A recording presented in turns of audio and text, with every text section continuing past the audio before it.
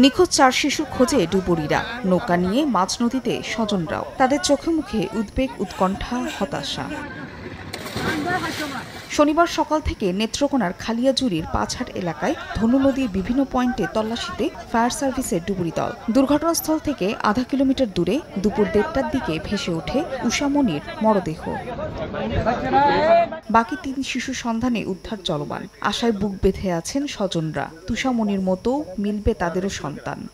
ড্রাইভারে আবার ইচ্ছা দিতে যে আমি আপাতত নিয়া কান্দাত বেড়া দিই বাদে যেটি করো ড্রাইভার যখন স্টার্ট করছে আবার ফালদা উঠিয়া বাই বাই ডুবাই দিছে হিজবুত।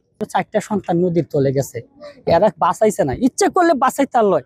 আমি সবার কাছে এটা বিচার চাই। নৌকা ড্রাইভারগুলোকে এই মুহূর্তে না মারিয়া সে যদি লুক রিসেভ করতো, আমার মনে এই ঘটনা ঘটতো। ফায়ার সার্ভিস বলছে সর্বোচ্চ গুরুত্ব দিয়ে খোঁজ চলছে। উদ্ধার না হওয়া পর্যন্ত অব্যাহত থাকবে কার্যক্রম।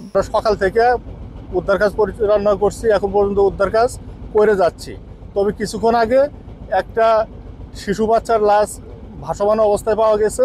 শুক্রবার বিকেলে স্পিড বোটে কিশোরগঞ্জের ইটনার মৃগা এলাকায় বিয়েতে যাচ্ছিলেন কয়েকজন। পথে একটি মাছ ধরার নৌকার সঙ্গে ধাক্কা লাগে স্পিড বোটটির। এ সময় নৌকার মাঝি ও স্পিড বোট চালকের ধস্তাধস্তিতে পানিতে পড়ে নিখোঁজ হয় 4 শিশু। সময় সংবাদ, নেত্রকোনা।